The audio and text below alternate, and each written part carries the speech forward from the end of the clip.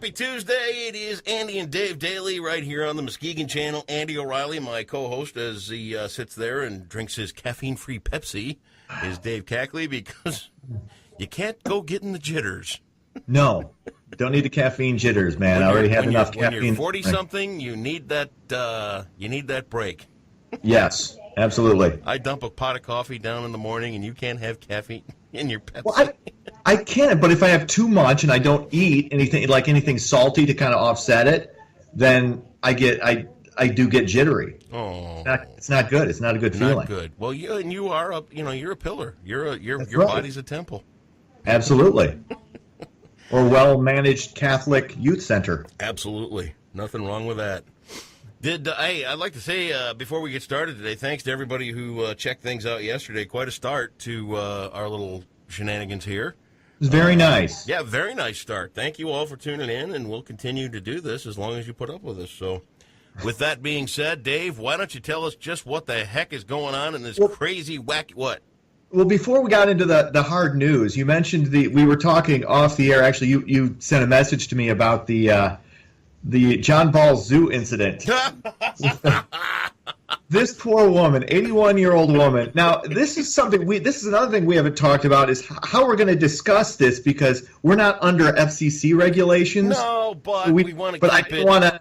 I didn't want to work blue. Right, yeah, we'll keep it PG-13 for pretty much everything. But yeah, the John Ball Zoo.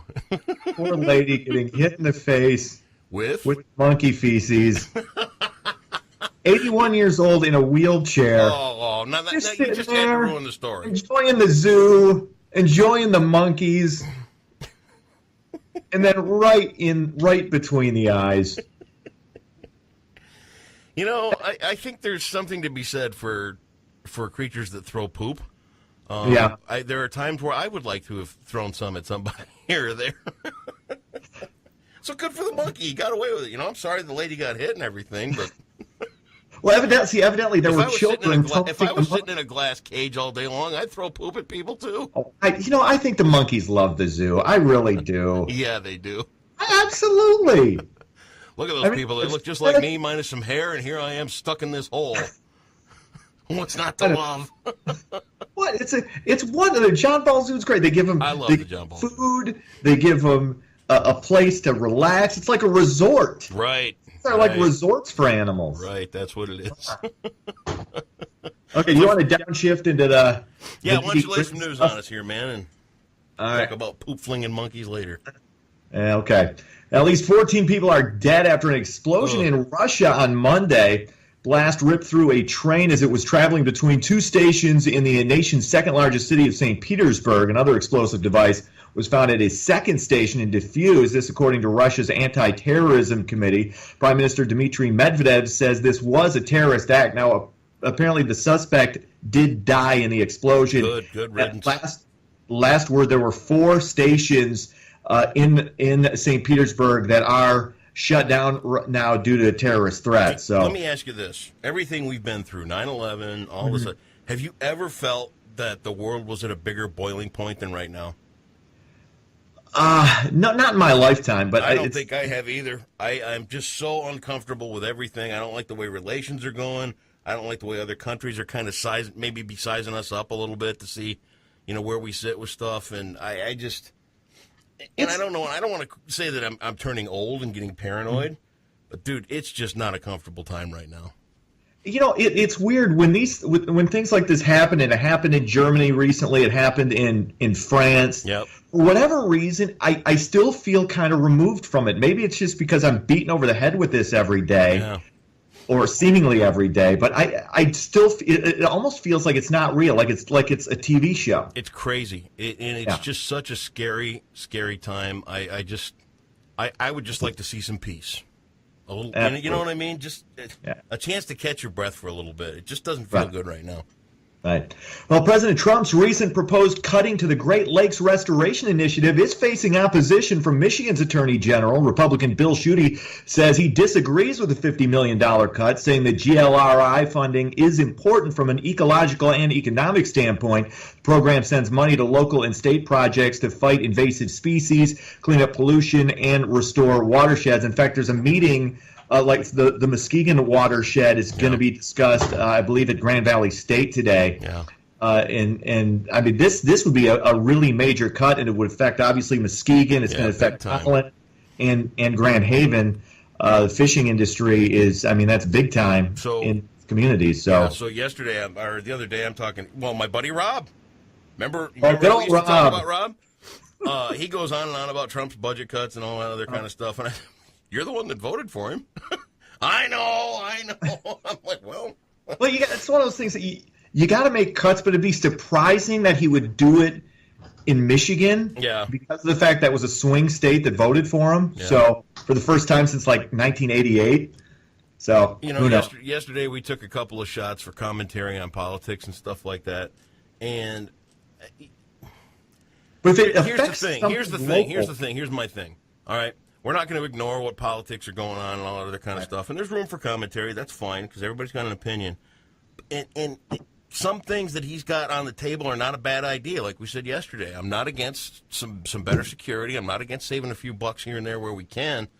But, dude, yeah, the guy comes in with a hatchet and just starts hacking away at things I don't even know that he understood or knows the importance of. Yeah, so it's good that people are standing up and say, "Whoa, wait a minute! Stop and rethink this a little."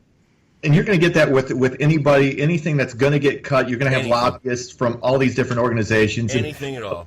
We'll see what happens. Well, some good news out of Muskegon. The Port of Muskegon could see more cruise ships in the next few years. According to the Chamber of Commerce President Cindy Larson, at least 2 more cruise lines are planning to enter the Great Lakes market in 2019, with Muskegon possibly being one of those stops. The Pearl Mist docked at Muskegon's Heritage Landing 9 times in 2016, bringing up to $50,000, has 11 stops scheduled for this year. Victory Cruise also has a stop planned, with more expected by 2018. It's interesting how this even started, because they got the Pearl Mist because it couldn't, for whatever reason, couldn't dock in Holland. Yeah. And then Muskegon kind of became the stopgap, and now they're loving it so much they got 11 stops planned. So that's huge. I got to tell you, when you're coming into Muskegon, and I know you're terrible with directions, so let me try and lay this out. But when you're coming into Muskegon and you can go down to Heritage Landing at that split, right? At the split, where it splits, and you get down to Heritage Landing for whatever.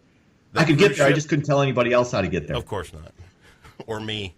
Or you, yes. How do I get there again? Can you call me and tell me point by point? Step-by-step directions. Anyway, when you pull down and you're going along that shoreline drive down there, when that cruise ship is parked, it's remarkable to come down and see that big thing towering up over the top. It's an amazing sight. It really is. Now, if you and I have had this discussion for years about tourism in Muskegon, how to really jack it up. And do you still feel the same way I do? What's that? The big thing, you know what I'm talking about? Casino. Absolutely. It's a no-brainer. I'm all for it. Has that even been discussed recently? Oh, yeah. It's chugging along behind the scenes pretty well.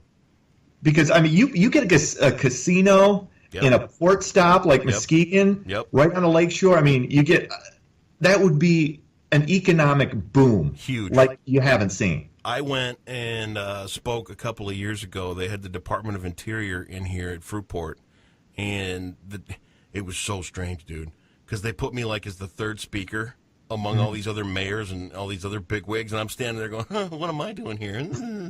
And I got up there and I laid it on them. I said, look, this is a great community full of good people who need to change. We need the opportunity to bring in. And I told him flat out, I said, I don't think this is going to be the answer to everything in Muskegon. Right. But it's a step in the right direction to bring people here, and then it's incumbent upon the rest of Muskegon to say, okay, we've got this gigantic, huge attraction. How do we capitalize on that? And I think you're starting to see that because you've got what used to be called the 3rd Street Corridor, which is now Midtown. They've changed the name to that, which I love.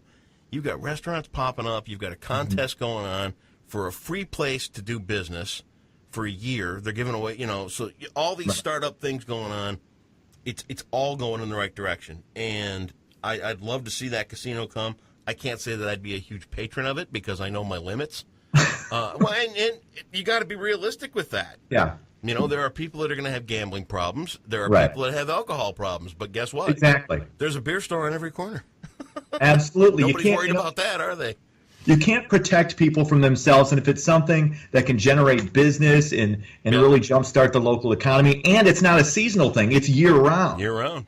So I mean, you stop by the Gun Lake Casino in Wayland. Love it. I mean, it's Wayland, for God's sakes. Yeah.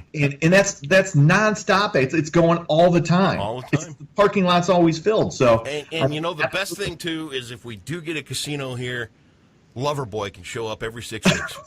Loverboy. Loverboy's back. Oh boy. White Snake. Yes. All It's the butt rock of the team of 80s awesome right bands. here. REO Speedwagon. Love them. The list is endless. That's right. All right, All what your else? favorite casino acts right here in Muskegon. All right, you'll love this one. Free the weed was the message at the 46th annual Hash Bash last weekend in Ann Arbor. Efforts are underway to put the question of legalizing marijuana for recreational use on the ballot in Michigan for 2018, according to UM Campus Police. More than 10,000 were in attendance. You know, it is what it is. And I've talked to some people that think it will be legal by 2018. Some police officers and things like that. And, boy. What do the cops think? Huh? What are the cops thinking? They think it'll be legal. Yeah, I mean, but what? I mean, do they see it as a good or a bad thing? Hard Is to it tell. one less thing that they have to worry about, or one less thing that they can't get people for? Here's the thing. I think that the amount of money and time and energy that's spent on this whole war on marijuana is just a big waste. Yeah. It really is. And God bless the cops for doing their job because they're doing what they have to do. But from an alcoholic's perspective, let me tell you what. I'd rather have the world stoned than going around drunk driving and picking fights and carrying on and all that other stuff. It's just... I mean, look at what it does for pain. Yeah, as far as pain management, psychological issues right. that people need to mellow out after their and you know, from a strictly addictive standpoint, I think I've read enough that pretty much says you physically can't be addicted to marijuana. You can be dependent, but that's in your mind. Right. But the physical addiction, like you got with opiates and stuff like that, I'm gonna tell you what, the heroin problem is so much worse than what we hear about everywhere. It's just it's awful. It's killing people left and right. So I'm not saying legalizing weed's going to do anything about that, but right. How much money are we going to spend on this, and what's the point? And if nothing else, it gets the potheads to shut up because they will. I mean, seriously, look, the hemp, man. You can make stuff out of it like sweaters and pants and stuff. And shut up! You just want to get high. Okay, here it's legal. Now we can never have a conversation ever again, which That's would be great. And you can keep your Jesus jacket at wherever you're wearing. All right, sports. Red Wings over Ottawa 5-4 in a shootout. Evgeny. Okay, you got to help me with the last name because you know this guy's brother. What was it? Svechnikov. Svechnikov. I knew I was going to screw it up. Evgeny Svechnikov. Evgeny Svechnikov, right? He scored the game-winning goal. Now, his brother... Yeah, his younger brother plays in Muskegon. And he's the next big thing. Dude, this kid. We did this series of videos to introduce the players to the community and all that stuff. I'm sitting there and I'm interviewing Svechnikov, who barely speaks English, but he was a great sport in playing along. Mm-hmm. And one of the questions for all these jacks was, where do you plan to go to college? And there were a few other players on the team sitting around in the background, and I asked him, I said, hey, where do you plan to go to college? And they all broke out laughing. And I turned around and looked at them and I said, what's so funny? And they go, he ain't going to college. He's a first-round draft pick. He's going straight to the NHL. I said, okay, Tom Andy. Huh? Oh, jeez. They thought that was pretty funny. That's cool. Tigers opener was rained out. Playoff-bound Lumberjacks were idle, of course. They play Friday in Chicago. Yep. And the men's college hoop season came to an end, and I lost the tourney pool. UNC beats the Zags 71-65, so no supersizing for Daddy this week. How far into your bracket did you get? I got to the final game. If Gonzaga would have won, I would have won the whole thing. As it is, I mean, even some of those really big early upsets, you worked around those? Yeah, I did. Because there weren't a ton of upsets, so I managed. Here's the thing: I filled out 14 brackets. No wonder you can't afford to move out of the house. You got $20 on every bracket, you gambling degenerate. I didn't spend that much. Sure. I I'm not going to say it was profitable, though, because that would be a Ma, lot. I need another car payment. The gambling bug done bit me. I hope they didn't open that happen. casino up in Muskegon so I can break even. Okay, I think we're done now. All right, man. Have a great day. Thanks for being here for the Andy and Dave Daily.